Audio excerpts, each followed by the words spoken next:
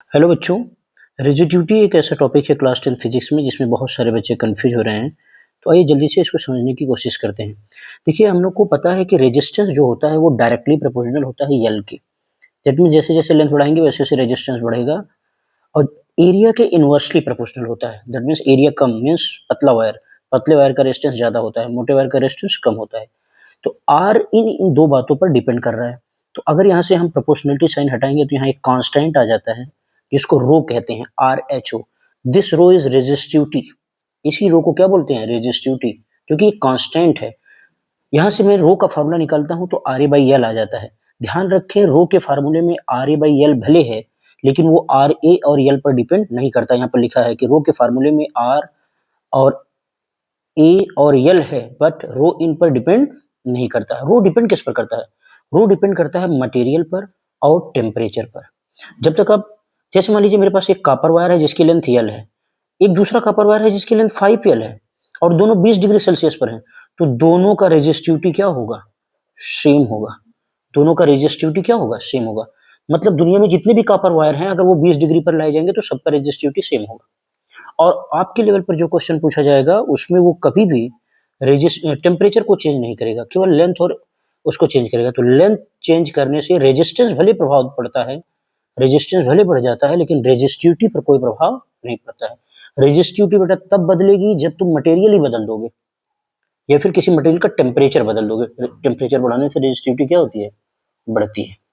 ठीक है। SI unit देखो कैसे निकालेंगे। एसआई यूनिट निकालना है किसका? एसआई यूनिट किसका? रो का। एसआई यूनिट ऑफ रो। तो रो के फार्मूले में आर ई बाई एल है ना, रो के फार्मूले में आर ई बाई एल है। तो तुम यहां पर क्या करो, आर ई बाई एल में आर की यूनिट क्या होगी? ओम, एरिया की यूनिट मीटर स्क्वायर, लेंथ की यूनिट मीटर। तो मीटर से मीटर एक कैंसिल हो गया, 1 मीटर बचा, तो एसआई यूनिट क्या आ गई? रो, ओम इंटू मीटर। इंसुलेटर की रेजिस्टिविटी सबसे ज्यादा होती है, उसके बाद एलॉय की होती है, उसके बाद किसकी होती है? प्योर कंडक्टर की सबसे कम होती है। ठीक है, एलॉय की जगह आप सेमीकंडक्टर भी लिख सकते हैं, हालांकि दोनों अलग अलग बातें हैं। Definition of 1 ohm into metre क्या होगा? Definition of 1 ohm into metre. देखो, अगर आपको डेफिनेशन एकदम शॉर्टकट में लिखनी है तो सिंपल सा रो का फार्मूला लिखो, आर ए बाई एल। मान लो कि लेंथ अगर लेंथ क्या हो, अगर लेंथ 1 मीटर हो और एरिया भी 1 मीटर स्क्वायर हो जाए तो रो किसके इक्वल हो जाएगा? आर के।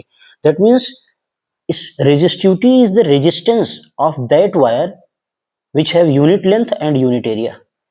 ठीक है, resistivity is equal to the resistance of that wire which has unit length and unit area. For example ऐसे समझो, मान लो कॉपर है, मुझे कॉपर की रेजिस्टिविटी निकालनी है तो कुछ नहीं करना है, कॉपर के 1 मीटर लेंथ का वायर लो और उसका एरिया भी कितना होना चाहिए? 1 मीटर स्क्वायर। उसका रेजिस्टेंस निकाल लो, वही जो रेजिस्टेंस होगा वही क्या होगा? इस कॉपर वायर की रेजिस्टिविटी होगी। कॉपर ऐसा 1 मीटर लेंथ और 1 मीटर स्क्वायर एरिया वाले कॉपर वायर का जो रेजिस्टेंस निकालोगे वही उसकी रेजिस्टिविटी होगी। ऐसा हर जगह कर सकते हैं। That means resistivity is the resistance of that wire which has unit length and unit area. फिर से सुनो, resistivity is resistance of that wire which has unit length and unit area. ठीक है, इसके न्यूमेरिकल में कैलकुलेशन लेंदी होता है, पहले ही जान लो। पहला पहला टाइप का न्यूमेरिकल क्या होगा? आर की वैल्यू, रो की वैल्यू और ए की वैल्यू देगा और लेंथ ऑफ वायर पूछेगा। मैं आपको न्यूमेरिकल्स दिखाता हूं। देखो, पहला क्वेश्चन देखो, the resistivity of wire is the resistance of a wire is 0.01 centimeter of a wire, sorry, the resistance of a wire of 0.01 centimeter radius is 10 ohm। Radius कितना दिया है? 0.01 सेंटीमीटर। तो अगर हम लिखना चाहें तो आर की वैल्यू क्या लिख सकते हैं? अगर मैं यहाँ पे सॉल्व कर रहा हूँ तो देखो, आर की वैल्यू क्या लिख देता हूँ? 0.01 सेंटीमीटर। ये हो गया आर की वैल्यू। फिर क्या बोला? इसका रेजिस्टेंस कितना है? ऐसे वायर का रेजिस्टेंस कितना है? 10 ओम। हमसे पूछ क्या रहा है? If the resistivity of wire is 50 into 10 to the power -8 ohm into meter. Resistivity की क्या दिया है? 50 into 10 to the power -8 ohm into meter, ये रेजिस्टिविटी दिया है। पूछ क्या रहा है? Find the length of this wire, L की वैल्यू बताओ। बेटा फार्मूला क्या है? अब देखो यहाँ पर देखो, फार्मूला क्या है? R is equal to rho into L by A, यही है ना। तो रो का फार्मूला क्या होगा? R A by L. हमें निकालना क्या है? एल निकालना है। तो एल का फार्मूला क्या होगा? एल को इधर भेजो, रो को इधर, आर ए बाई रो। लेकिन तुम्हें ए दिया नहीं तो एरिया तुम्हें निकालना पड़ेगा। और देखो ये सेंटीमीटर में दिया तो इसको मीटर में भी बदलना पड़ेगा। तो एरिया क्या होता है, पाई आर स्क्वायर। यहाँ से तुम देखो एरिया ऐसे निकालोगे, पाई आर की वैल्यू हो गई 0.1 मतलब 10⁻²। मीटर में बदलोगे तो 10⁻- क्या हो जाएगी 4। अब ये मीटर में बदल गया, इसका स्क्वायर कर देना तो यहाँ से एरिया आ गई। मैं एक चीज आपको एडवाइस करूंगा, एरिया का पूरा कैलकुलेशन मत करो, बस इतना सा निकाल लो। अब लिया करके डायरेक्ट यहाँ रखो, क्योंकि वहां कैलकुलेशन करने से फायदा नहीं है। आर की वैल्यू कितना है 10, एरिया की वैल्यू निकाल लिया, पाई इंटू 10⁻⁴ इंटू 10⁻⁴ 2 बार, क्योंकि स्क्वायर है। और यहाँ से क्या हो गया, रो की वैल्यू कितना दिया है 50 इंटू 10⁻⁸। तो देखो ये -4 से कैंसिल हो जाएगा, 10 से इसको काटोगे तो ये क्या हो जाएगा 5। तो लेंथ कितना आ गया, पाई बाई 5। पाई कितना होता है 3.14 डिवाइडेड बाई 5, 0.6। 5 6 जा 30, 14, 5 2 जा 10 एंड 5 इतना मीटर। सेंटीमीटर में बदलना होगा तो कितना आ जाएगा 62.8 सेंटीमीटर। 100 का मल्टीप्लाई कर दो तो देखो क्या आ गया, लेंथ आ गया। तो इस तरीके से हम ये न्यूमेरिकल सॉल्व कर लिए। ठीक है, देखिए यहाँ पर आंसर इसमें बुक में भी दिया हुआ है। अगला क्वेश्चन देखो मैं दिखाता हूँ क्या पूछा जा सकता है।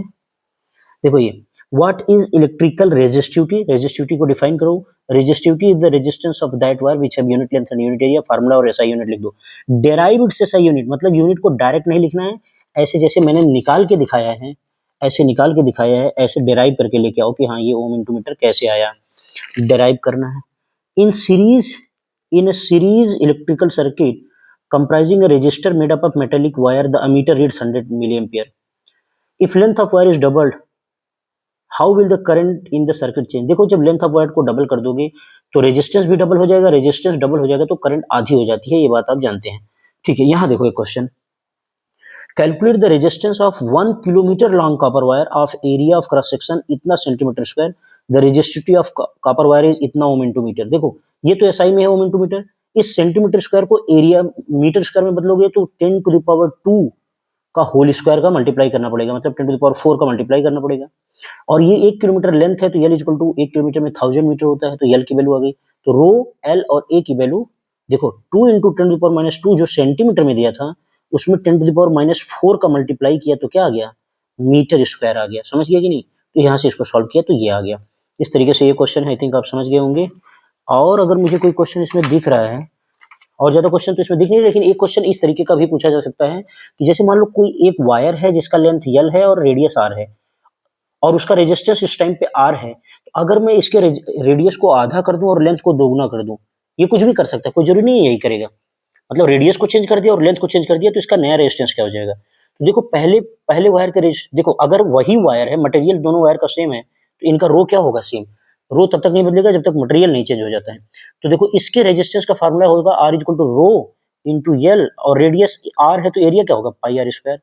यहाँ देखो आर डैश क्या होगा रो, एल की जगह क्या लिखेंगे 2l, और एरिया होता है पाई आर स्क्वायर, तो आर की जगह क्या लिखेंगे r/2 का होल स्क्वायर। इसी को सॉल्व कर लेते हैं।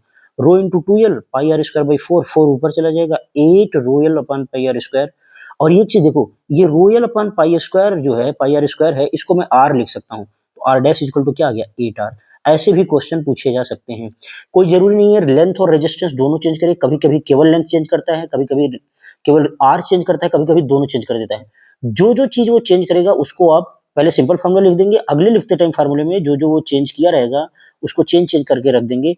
बाद में आप दोनों का डिवाइड कर लीजिए, आर डैश अपन आर कर लीजिए, तब भी आंसर आ जाएगा, चाहे इस तरीके से भी कर लीजिए। तो रेजिस्टिविटी पे इतने तरीके क्वेश्चन पूछे जा सकते हैं। आप इतना जो है देख करके बाकी कोई क्वेश्चन लगाइए, और अगर नहीं आ रहा है तब फिर मुझसे जो है कॉन्टेक्ट करिए। ठीक है, thank you, bye bye, take care.